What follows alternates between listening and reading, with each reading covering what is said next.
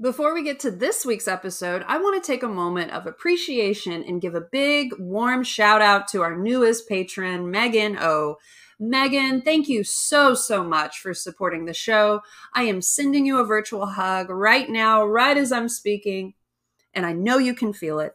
And if you too are also interested in getting your very own shout out on the show, plus live virtual yoga taught by yours truly, podcast stickers and a love note sent to you in the mail, please consider becoming a patron. You can check it out at patreon.com/yoga and podcast. The link for that is also in the show notes. Now, let's enjoy this upcoming episode.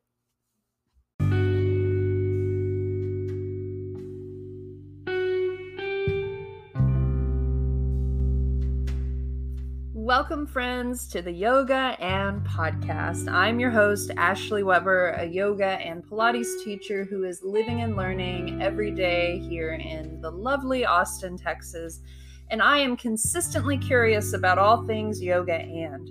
If this is your first time joining us, welcome. This podcast is an invitation to open up your aperture to how we might view yoga. Is it possible that yoga is more than something that you do on a piece of rubber, but could it also be infused into other aspects of daily life? This show also celebrates the hardworking people in the mind-body community who are being of service and are contributing to the world in creative and innovative ways. Today, we will explore the subject of yoga and applying the teachings to life. On today's episode, we get to sit down and chat with yoga teacher, birth doula, and awesome human, Brett Haginas. We will be discussing all about yoga and how it is applied to the teachings of life. Brett shares with us her many facets of learning as well as teaching, especially if you're a new teacher. This is quite a great episode. There are a lot of gems for you in this episode, and I know you're going to love it regardless. So sit back, relax, and enjoy the episode, y'all.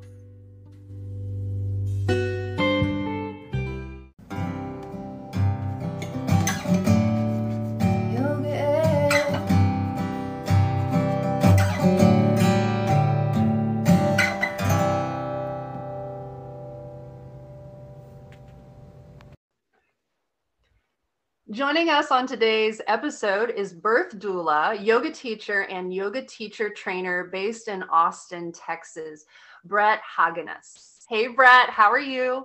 Hi, I'm doing good, which I know is like, the standard answer, but I'm actually doing good today. How are you?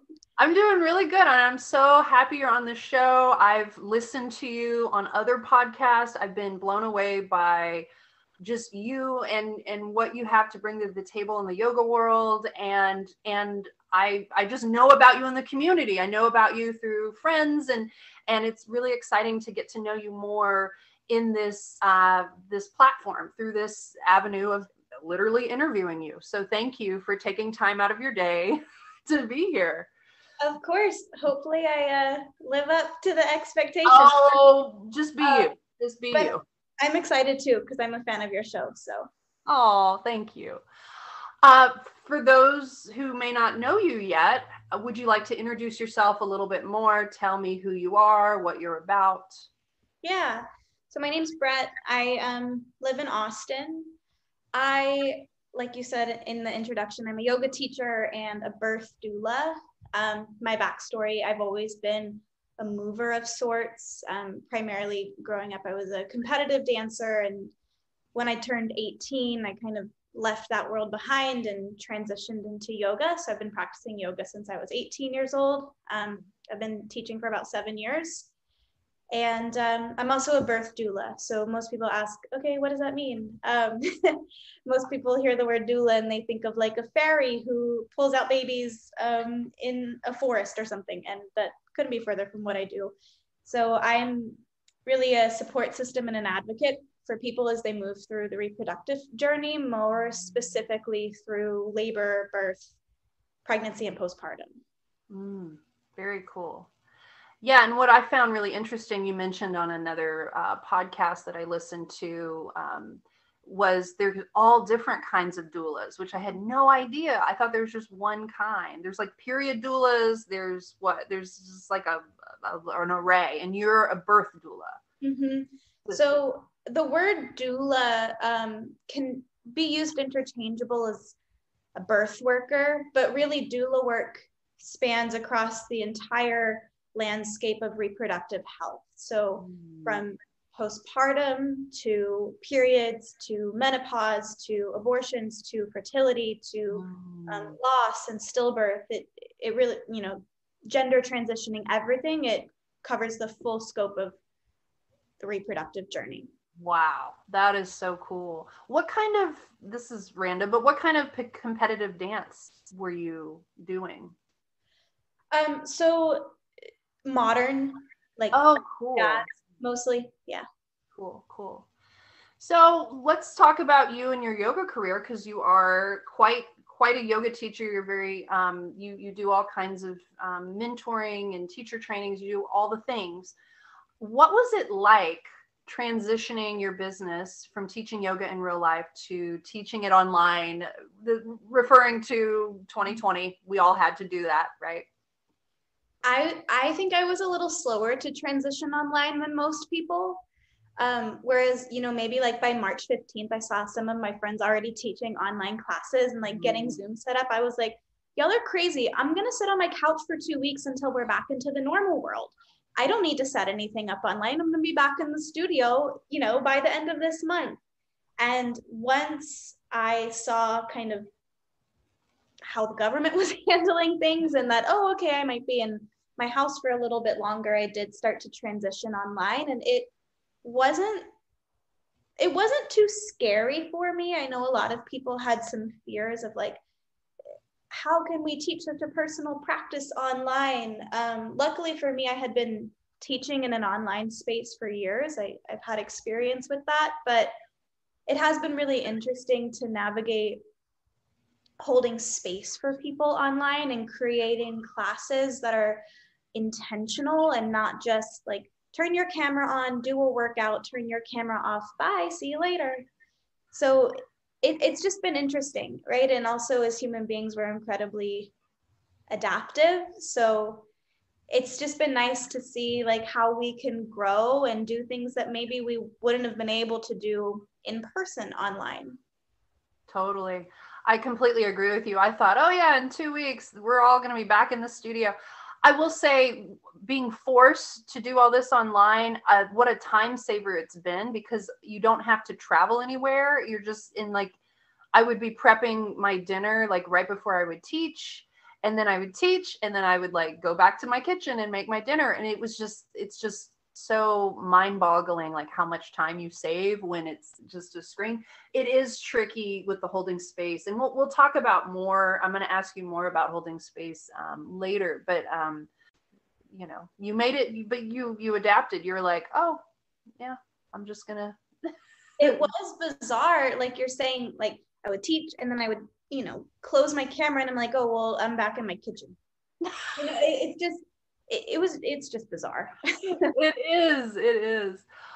This is kind of a general question about yoga, and I used to ask people what is their definition of yoga, but I'm curious these days about as a yoga teacher, what does yoga look like in your own life currently?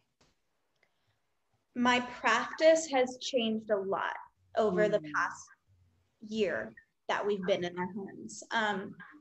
Previously, it was a lot of studio practicing, so a lot of asana.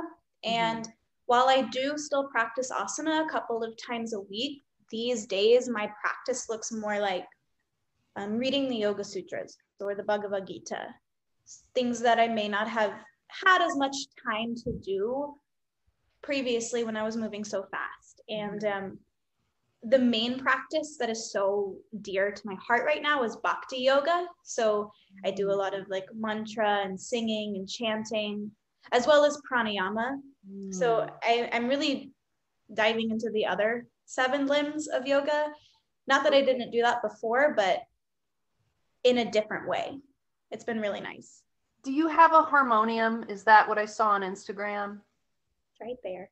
Yes. Oh my gosh, you do. Yeah. Okay. So yeah, you know how you look at Instagram and you see all these people all day long, and I thought it was you, but yeah, you played that harmonium and chanted and all Play that. with like a little asterisk right there. Oh, I know a few chord progressions, and I'm still not very good at altering my voice to match the chords. It's a work in progress, which yoga teaches us how to be, comfortable in the uncomfortable works of progress. So yeah, I do play. I'm not gonna say I sound amazing, but I play. And I also don't really care if I sound amazing. yeah.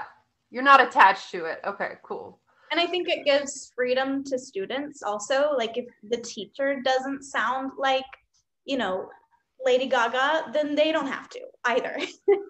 Okay, this is why I love kirtan, because being an American, you just think, oh, or I just thought, oh, growing up, if you're a musician, there's a stage, you're performing, there's a performing element. I feel like chanting and singing in the yoga world is not performative. It's you're singing from your heart. So it doesn't have to be, your voice can crack, it can be off key. It's about joy. It's not about the performative aspect. And if you stick with a mantra long enough, it's almost like you're not even hearing your own voice anymore. You're just hearing the words and the vibration that they carry. That is a great point. Yes. We're gonna dive deep right away, I guess. We're gonna talk about social justice in terms of yoga, because when I listened to you on Get Well Soon podcast with Hannah, you had a lot to say about social justice, and I believe your background, you have some background in that realm. So what are your thoughts on yoga and social justice? I know that's a really heavy topic. Yeah, I think there's been a big movement over the past couple of years, but specifically in the past year, to really face this issue of like spiritual bypassing that runs rampant in the yoga world. And there's so many teachers who are so well versed in connecting yoga philosophy with political organization and social justice advocacy. And I'm not one of those teachers, but I do spend a lot of time learning from them. And what I've gathered is, and what I believe is, that yoga is intrinsically a fight for justice for all. And I think there's a couple of different ways that you can see that from. So if you start at the root, right, yoga comes from the Sanskrit word yuj, Y-U-J, which means to yoke. And that word just means to bring together. So from that, we get what most people have heard, which is yoga means unity. Yoga means bringing people together. The opposite of that is separation, right? So the opposite of unity is separation. And when we're separate, it's often caused by inequality. So in my opinion, yoga is a practice of eradicating systems that keep us separate. So systems of inequality and suppression. And that's just like really the most basic way that I see it. And then I believe that yoga philosophy outlines guidelines that we can take, actionable steps that we can practice every single day to eradicate inequality so that we can have unity, because we can't claim unity and union while there is still separation. So an example of that, yoga is an 8-limbed path. The first 2 limbs are the yamas and the niyamas, which are often said to be like the moral restraints that you can practice in your own life. I was taking a course with a woman named Susanna Barkataki recently, and she was breaking down the yamas and the niyamas through this lens of social justice. And one of the first yamas, or the first yama, I think, is ahimsa, which is translated to nonviolence often. The way she presented it was not nonviolence or compassion, but that ahimsa is the active interruption of violence. So it's not just restraining yourself from not being violent. It's not just yourself practicing what you believe is compassion, but it's an actionable step of interrupting violence when you see it happening. And I really loved that frame of reference for that, because I'd never thought of it in that way before. And I just think it's important as yoga teachers to do this work of seeking out other teachers who are so effective in bringing social justice into yoga in a way that might be confrontational, but it's not impossible to implement into your own life. Mm-hmm. And I really think it, like I said before, I really think it's dispersed throughout yoga philosophy. Like wherever you turn, the Yoga Sutras, the Bhagavad Gita, mantras, sacred texts, the Vedas, the Upanishads, you can see this underlying thread, this connective thread of fighting for unity. Mm-hmm. I love the way you explain it, the very simplified way of the lack of separateness, and we're looking to unify or eradicating that separateness, and then just the nonviolent. Like when you were saying all that, I was thinking of the nonviolence, the ahimsa, but the interrupting the violence. That's such an interesting perspective. I really love that. And yeah, there is a lot to know, and it can be intimidating learning this stuff, but like if it's uncomfortable, it means you're growing, right? That's what I always tell myself. It's and not. Isn't that what yoga asana is teaching us? Isn't that what meditation is teaching us? To be okay within discomfort. Mm-hmm. Like that's why we're practicing. Yeah, that's a yeah, totally. So I know you are learning. We're all learning this, and I know no one's claiming to be an expert on any of this, but I'm just curious your thoughts on how possibly white teachers can navigate teaching to people of color or anyone who doesn't look like us, right? Like any, the privilege, the marginalized, like what do you have to say, or anything you're interested in sharing about that might help to navigate? As a white woman, right? Like my answers might not be like solving the issue.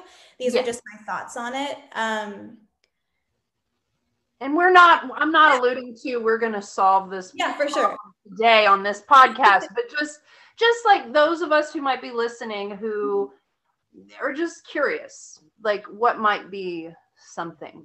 I really think the first thing we can do is acknowledge that I'm not here to save anyone. No one's asking me to save them.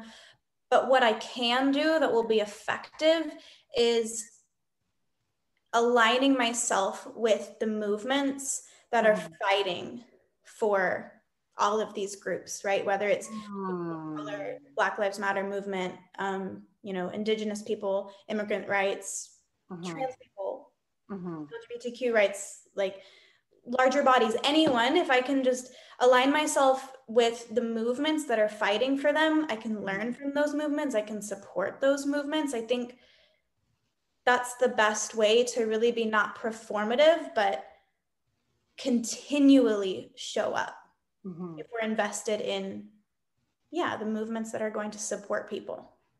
I love that. Yeah, I completely agree with that. And I always like to just, for lack of better words, hold that space, that this is a safe space. And I always try to be aware to not do or say anything that would ever get near to that line of it not feeling like a safe space. So I don't know, it's not very vague. I think it also goes back to what you were saying earlier of just constantly learning. So something I heard recently, and I can't remember where I heard this. We've all heard in yoga classes, like, just let it go. Whatever you're dealing with, just let it go. Yeah. And if that's like a minor stress from work or something, sure, I can let that go for 60 minutes while I'm on my mat. But people to just let go of something and then be okay can actually be very confronting, and violent, really, for people. If I'm telling someone, oh, just let go of the discrimination you're facing, or let go of like these very real issues in your life. So, and that's just something I learned recently. I just think it's important to constantly be open to feedback from people, like, hey, this didn't land so well with me. This is why. And then you say, okay, great. Thank you so much for letting me know. I'm going to work on that. Yeah. That's a great response to that. I know not to use the term tuck your tailbone for a lot of reasons, but also not everyone's body, like they could be quote unquote tucking their tailbone, but you may not necessarily see it. So like cues like that can be very confronting, like, because not everyone's body is physically, visually. Some people visually you could see them tucking, and then others not. So that's something I learned recently. Like, tuck your tailbone is, I mean, it's old school. It's not necessarily bad, but I think in the context of like now, I think there needs to be release your tailbone towards the floor would be a more mindful. Well, what are we actually trying to say with that? Are we trying to get people to engage their lower belly? Are we actually trying to get them to posteriorly tilt their pelvis? Yeah, and posteriorly tilt their pelvis would be a better cue than tuck your tailbone. But I think it can alienate some people, and that's something I learned recently. With like hollow the belly, Yeah, things like that. It's like, well, my belly doesn't always hollow. Oh, I hate stuff like that. Just like kind of, or I like hug your belly into the center, because hug is a positive, like hug, like I'm giving myself a hug. But yeah, because I come from Pilates world, which that cueing, you don't even want to go there. Some of that cueing I took a class one time and the teacher was telling us to make a panini with our spine. And I'm like, girl, no, my body doesn't do that. Meat hooks, lifting your collarbones up to the sky. Meat hooks. That was a common cue in Pilates world. And where did that come from? Who made that up? That was a thing. Oh, and I mean, it gets more gruesome. I mean, Pilates is good. I love Pilates, but there's some things about the culture I don't like, and I love to vent about how much I don't like the culture on this. But that's just to give you an idea of like what kind of cueing I came from originally. Wow. I think it's okay. We've all said things that are maybe a little, we learn, A little off. Yeah, a little off color. So let's talk more about you. Let's talk more about what it's like to be a birth doula. Like, what is that like? Especially like if someone's thinking about becoming a birth doula, like run us through, like what does that look like? What does that feel like? So birth work, or being a birth doula, is very similar to yoga in that there's no overarching board, right? Where like if you were to become a lawyer, you have to pass whatever lawyer test they have to take, and there's a board that looks over your license. In yoga, we don't really have that. Same with birth work. In doula work specifically, midwives has that. Doulas don't. So the like official way to become a doula is to go through a doula training, which is about 40 hours of in-person work or Zoom work, contact work with a lead trainer. And then usually it's like almost a year-long certification process where you have to do a bunch of things like write essays and attend a certain number of births and go to a birthing class and a lactation class and things like that. That said, you don't have to go that route. And you really, I think anyone who has the call to become a doula has the guts and the grit that it takes to become a doula. So you don't have to go through a training organization because it's not a medical job. Like you're not really, you're medical field adjacent, but you're not in the medical field. So you don't need to know how to take blood pressure. You don't need to know how to deliver a baby. You don't need to know those things. Really, you're an emotional, spiritual, mental, physical support system and advocate for someone. So really the tools that I call on most in my doula work are things I learned through yoga, not through a doula training, although I did learn very valuable things through my doula training. So that's like really the journey to become a doula. Very it's all up in the air. Choose your own adventure. It sounds like an adventurous job. Mm-hmm. So which came first? Because I happen to know you're a prenatal yoga teacher as well. A doula or a prenatal yoga teacher? And then would you like to share more about your journey about being a prenatal yoga teacher? Yeah. Prenatal yoga teacher trainer now. Yes. Yeah. I do prenatal trainings. Those journeys are very intertwined. So I spent 2 years visiting New York and studying for my 300-hour training at a school called Laughing Lotus. And at the end of those 2 years, I was like, okay, I don't have enough money to keep going back and forth. I'm so close. It's been a 2-year-long journey. I really need to complete this program. And there was a 25-hour prenatal training that just aligned well with my schedule. And it was with my teacher, and I love her and I trust her. So I did it. Really just going in thinking, okay, I know nothing about pregnancy. I don't plan on ever being pregnant in my own life. I'm just going to maybe gain some tools for when pregnant students come into my public classes. Mm-hmm. And that weekend shifted a lot for me. I can't really say if it was any specific moment. It was just, I really just fell in love with the journey of pregnancy. And I saw so much that's related to personal growth that we go through on the yoga mat. So after that training, I immediately signed up for a doula training. Oh, wow. Yeah. And I completed my doula training a couple months following. And that's how I got into birth work. And so ever since, I've just been weaving the two together and offering prenatal yoga to my doula clients and prenatal yoga trainings and things like that. So that's how I came to it. That's so cool. That's so interesting how one fed the other. And I find it interesting, the little side note you mentioned, like you don't see yourself getting pregnant. I'm also a prenatal yoga teacher, and I'm just not like, I don't see that for myself either. And I always find it so fascinating. I know a few other yoga teachers who are prenatal yoga teachers who just aren't, that's just not their path. And I find that interesting.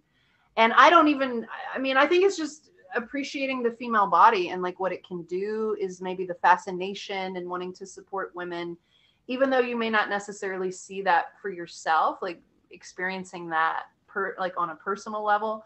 I just find that interesting that you can still be drawn to it, but not necessarily want to have that as your own experience. How many people, I had a huge prenatal yoga teacher training that I was in. Like I didn't teach it, I just was in it. There was like 20 of us, and all of them were obsessed with like pregnancy and babies and have had babies or wanting to get pregnant. And they a few always get pregnant, supposedly, when you take a prenatal. Did you experience that in your prenatal yoga teacher training? Like a few got pregnant, huh? Yes. Well, I think also, am I allowed to cuss? Just not the F word. Okay. Light cussing. I just think that birth is so badass. And also it's the source of creation. And there's something very powerful in that. And I get asked this a lot, like, how can you be a doula if you're not a mom? And I mean, I've been through the birth journey. Yeah, you have. Yeah. And I don't necessarily think that that's a requirement, because birth is also something that's so specific and personal. And one person's birth story is not necessarily going to correlate with everyone else's birth story. I do think there's value in having that firsthand experience. But yeah, in my opinion, birth is the ultimate creation process. And I just think anyone who's called to support that creation process of birth and pregnancy is going to do a fantastic job doing it if their heart's in the right place. I completely agree with it. And having taught prenatal yoga, it is a joy to just knowing that there's these little babies in their bellies and their mom's nervous systems are a little bit more regulated after, and they're in their bodies more. And it's just like, there's just a sense of peace. And I don't know if you've heard this, but I have a prenatal yoga teacher that I learned from, and her moms would go to her every week, twice a week. And, you know, these babies are getting 8 months, 9 months in the womb. And they would bring their babies back after they gave birth to the same class. And the babies recognized the yoga teacher's voice, because in utero, they started to, you know, hear the teacher's voice in the class. And I just thought that was so cool. Like, that is really cool. Like That's magical. I don't know. Yeah, it's so sweet. So anyway, yoga in there too. Yeah.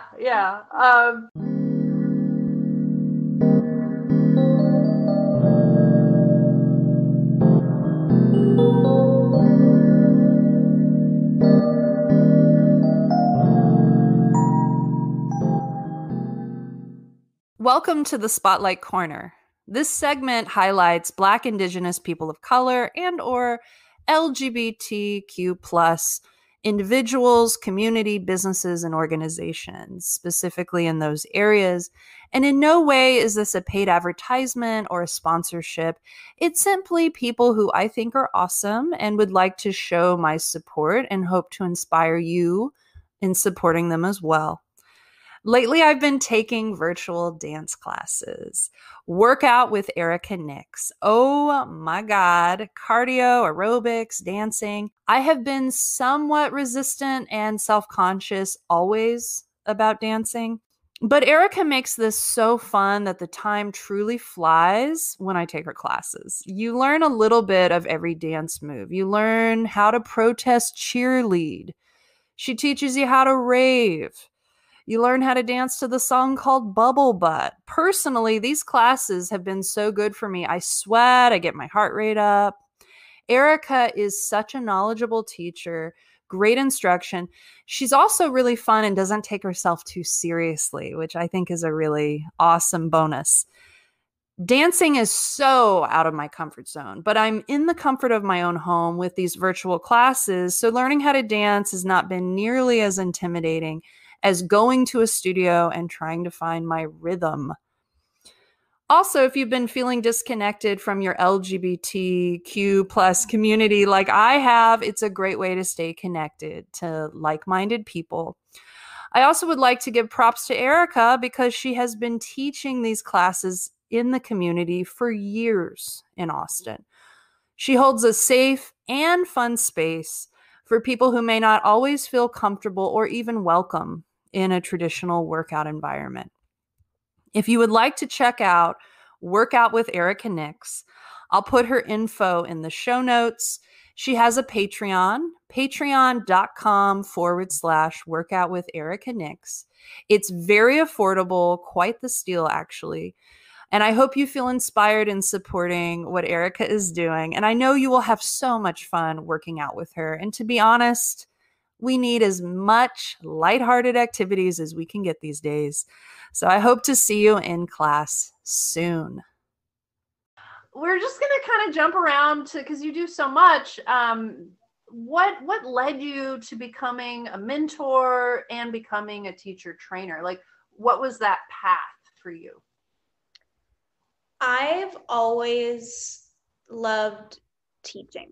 When I was young, my mom bought me like this old dry erase board from a garage sale. And I would play teacher. with my friends, like an absolute. And I don't know, I love information. I love learning. I would spend all my time in college if I didn't have to pay bills and if I had endless funds. So yeah, I really love learning, and I just love being in learning environments. What led me specifically towards mentorship and teaching teachers, I think it's a lot of things. Mentorship specifically, I, like all new yoga teachers, fumbled a lot and struggled to find my secret sauce, like my own place and what I have to offer. I think when you're a newer yoga teacher, you want to emulate the teachers that you love and the teachers that taught you. And so my goal in teaching newer teachers was really to help them step into their own, because we don't need more carbon copies of the same teacher. We need more teachers who are going to reach people who have never practiced yoga before, or who maybe have a misconception about yoga, or who want to practice but are intimidated by a studio. We just need more yoga teachers who are doing their own thing, because that's how we reach more people. And I do truly, truly believe that this practice, not just the physical practice, but the entirety of the practice, holds so much value. So really, like, stepping into that role as a mentor was just, I feel like I have a lot of knowledge to share in my years of teaching, right? Of how I know how the industry works and things like that. And so I just wanted to help new teachers find their own place within it, and also strengthen the skills that they might have walked out of their 200-hour training with and be like, well, I kind of know how to put together a class, but I still don't fully know. There's a lot to teaching yoga, and while 200 hours may seem like a lot, I'm sure you know this as well, it's really not a lot. No, it's not. Practice of thousands of years. Yeah, and it's like, really, I think the real learning is going out in the real world and just experiencing real life, like a real class that you put together and just learning. So I taught Pilates forever, and I was in a 2-year Pilates program. So it was 850 hours. I was like 19. And my Pilates teacher at the time was like, you're not even really going to be a Pilates teacher until like 5 years into the game. You're going to have to just teach for 3 years and fail miserably. and then you'll find your groove. And I learned that. but then learning yoga, although I knew how to teach and I knew how to hold space and I knew how to, it's a different skill set. So I had to, in a way, like, start over. It was so frustrating because I knew how to teach, but I didn't quite nail the whole yoga thing right off the bat.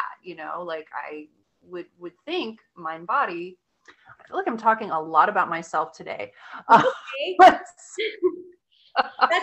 That's so alarming that you were told that, like, you're not going to be a real Pilates teacher until 5 years in.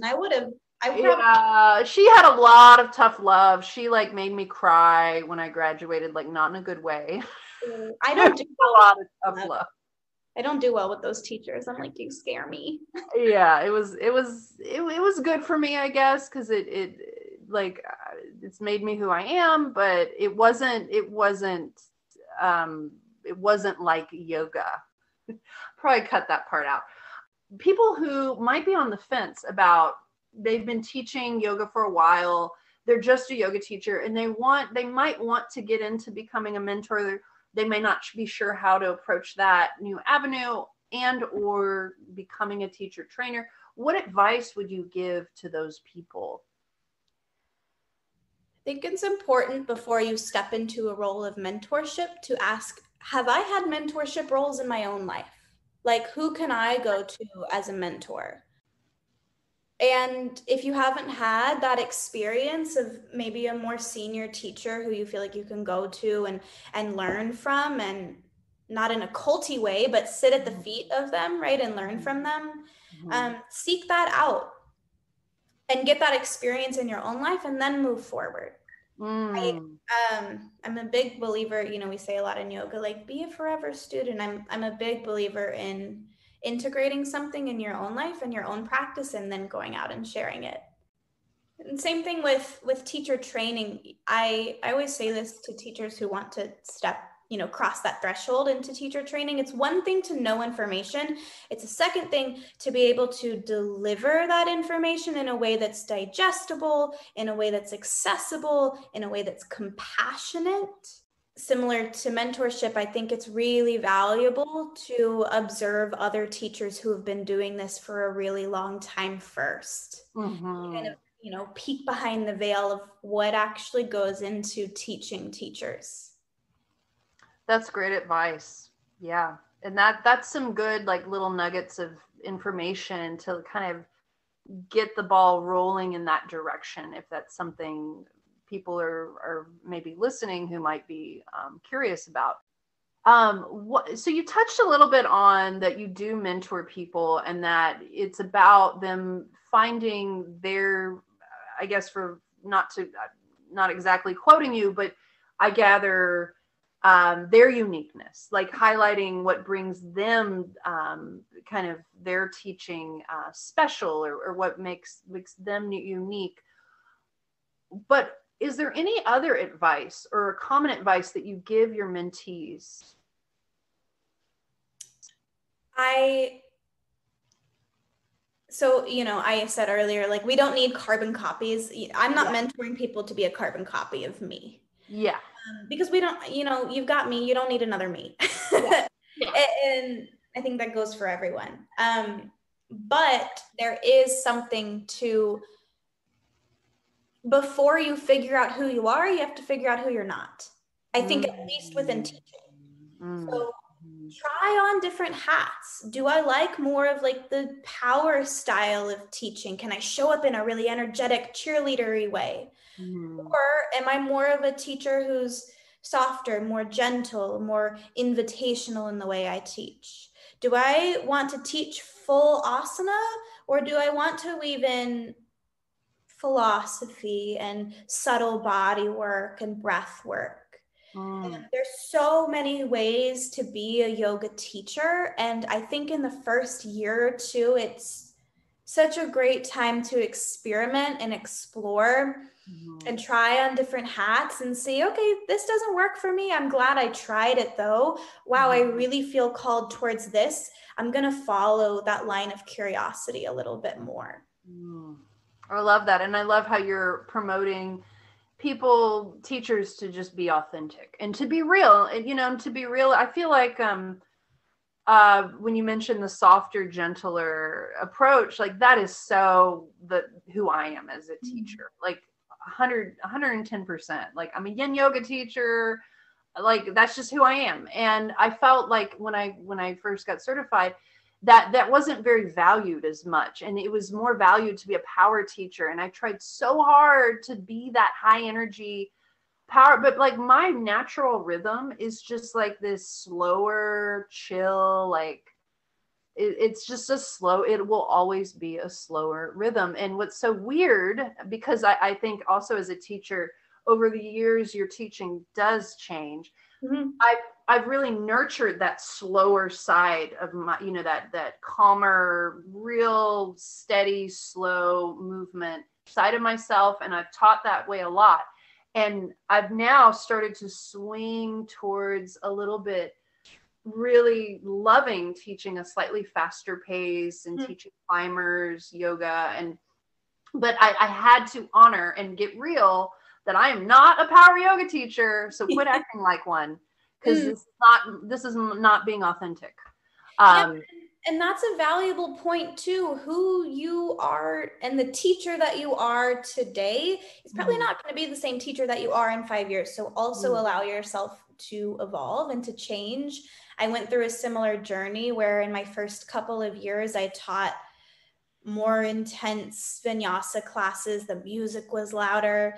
And I've shifted a little bit, I still like my classes to feel fun and lighthearted, but they also incorporate more gentle elements of the practice. And maybe one day I'll go back and teach like more high intensity asana classes. I don't know.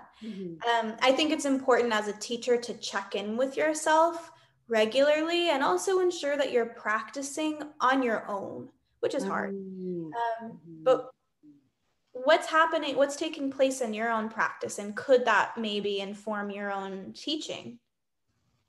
Yeah, that's great advice. I want to ask you about, it's such a stereotypical, like, hype word now, phrase, holding space. Holding space. What are your thoughts on holding space in terms of a yoga class? And this could be virtual, which we kind of talked about in the beginning, or it could be in real life, socially distant. I have a couple of thoughts on that. When I hear the word holding space, I always think about safe spaces. I think that those two words, or those two phrases, often are paired together a lot. There's a poem I really love by Mickey Scott Bay Jones.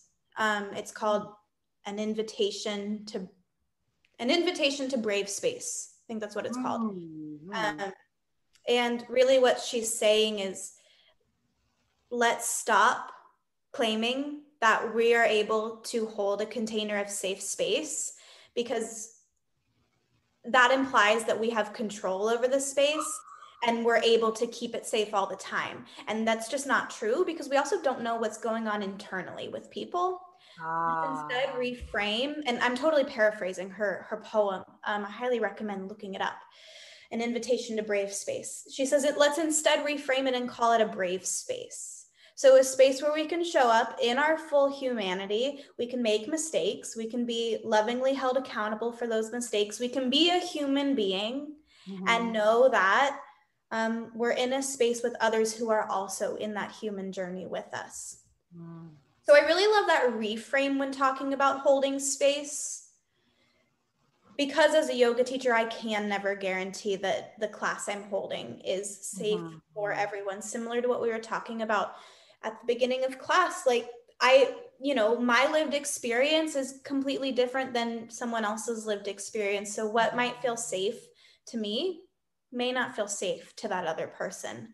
But as a teacher, can I be brave enough to be held accountable if I do something that doesn't feel safe to others? And more specifically, holding space, I think it requires us to step outside of our own personal needs, show up as a safe other, and offer not from what we want to give, but from what our students are needing in that moment. So I'm sure all yoga teachers have had this experience where you have this amazing sequence planned, right? Like it's an amazing peak pose sequence and it's so creative, and you're going to get them into bird of paradise and they're not even going to know how they got there, but soon everyone's leg's going to be up in the air.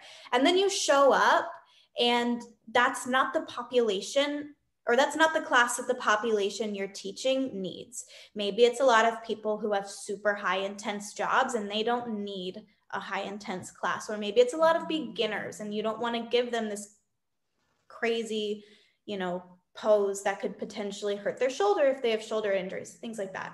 So I think a pragmatic approach to holding space is saying, okay, I'm recognizing what I want to do, but it's not about me. What I want to do here doesn't matter. I can go do that on my own mat later. Yeah. How can I teach to the people in the room? That's such a beautiful way you're talking about holding space, because you have to read a room and you are being responsible. And, when I just off the top of my head, I was thinking about mentioning to you, I was like, I'm more revved up, like teaching more, like, challenging things these days.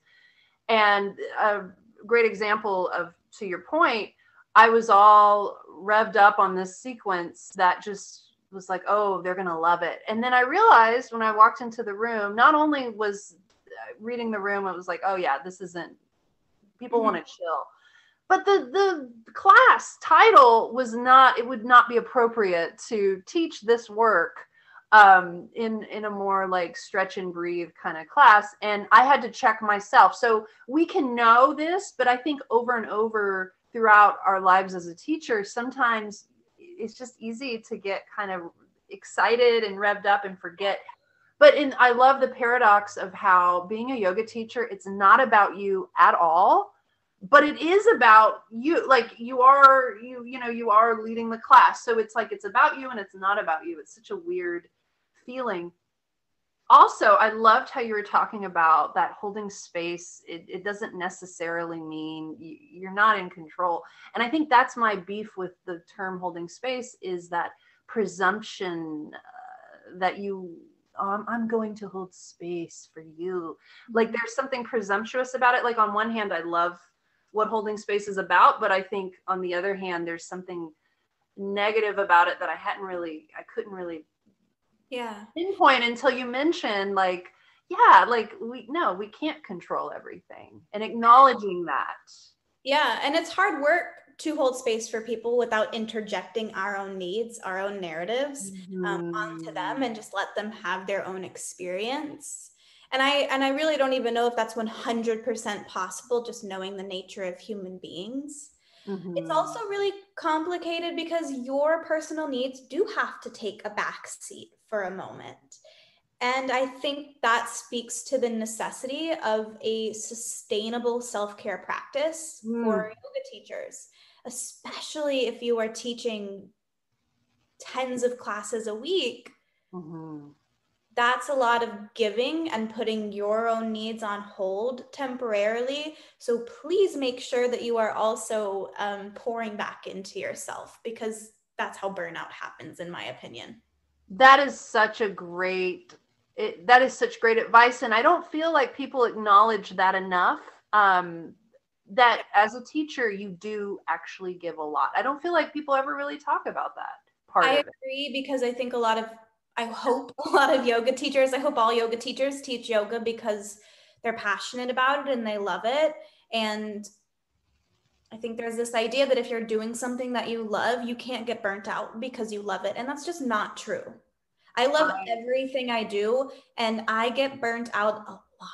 And it's been such a good teacher for me. And we have to sustain ourselves.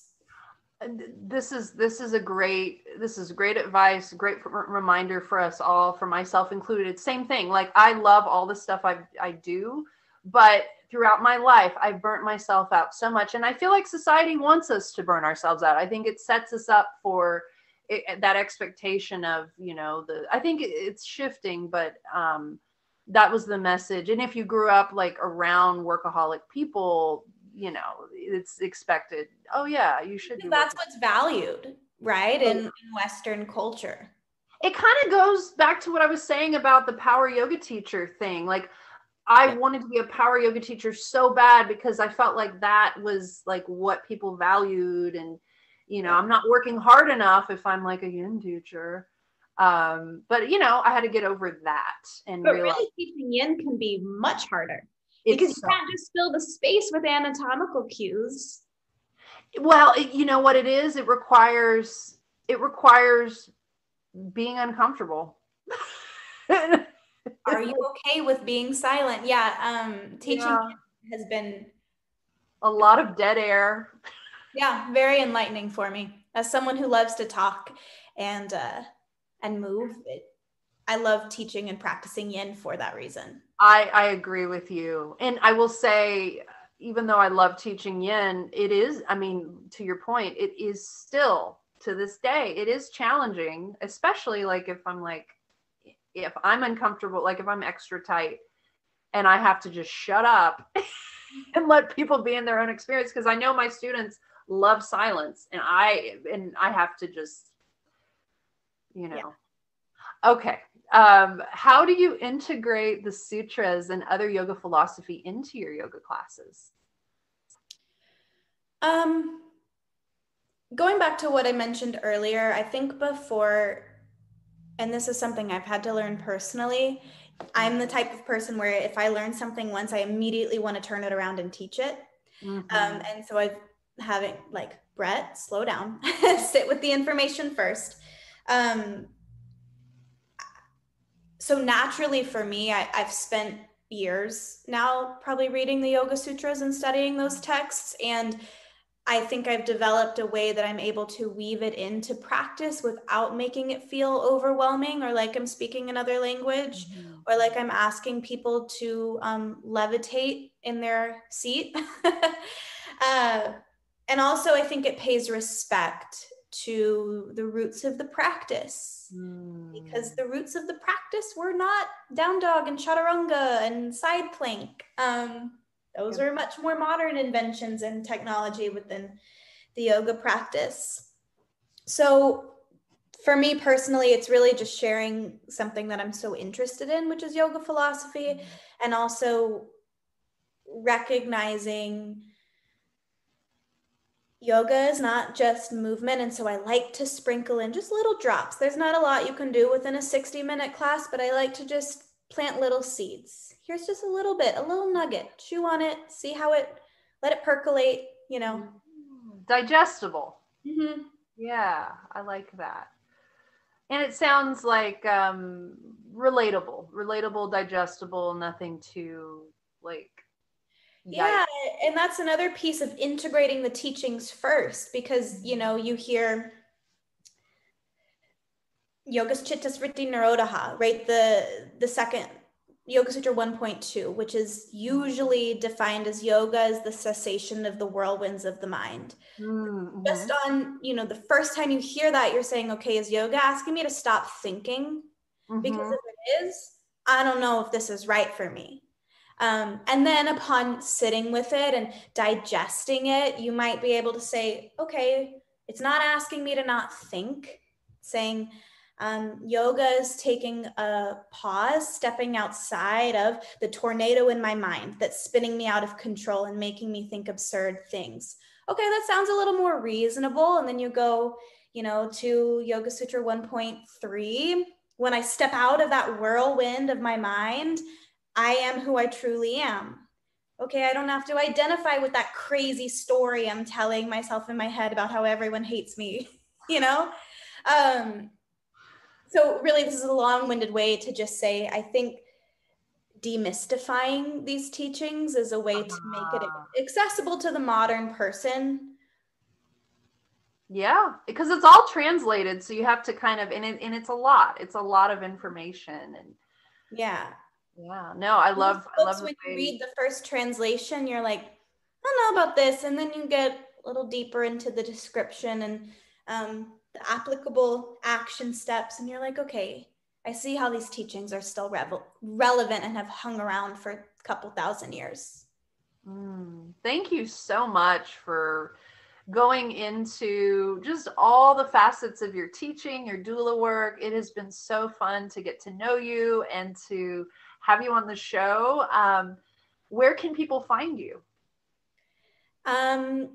The easiest way to find me is through Instagram. It's just at Brett Haginas, my name. You can find me at my website, same thing, bretthaginas.com. I do a lot of things, online yoga and, public classes, mentoring, teacher training, workshops, all the things. So. All right. Well, thank you so much. I'll have all your info linked in the show notes, so you're just one click away from connecting with Brett. And I look forward to having you back on the show soon. Thanks, Ashley. Bye. Bye.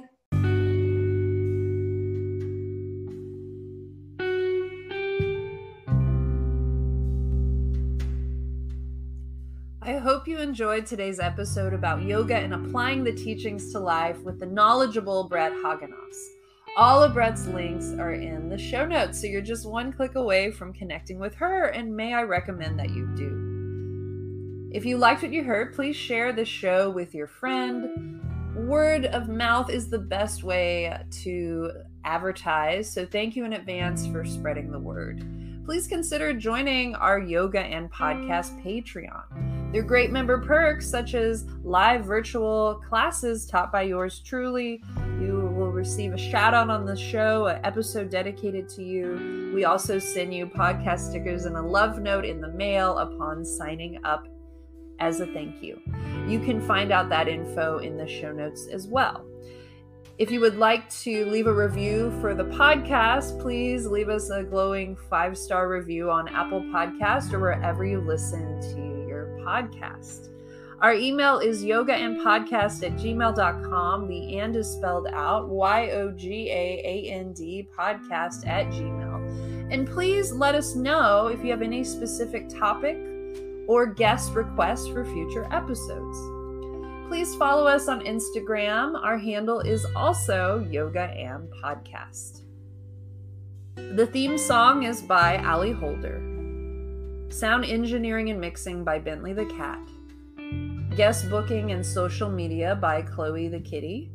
Remember that this podcast is for everyone. If you're a human living on planet Earth, you might benefit from listening to Yoga and Podcast. See you next week.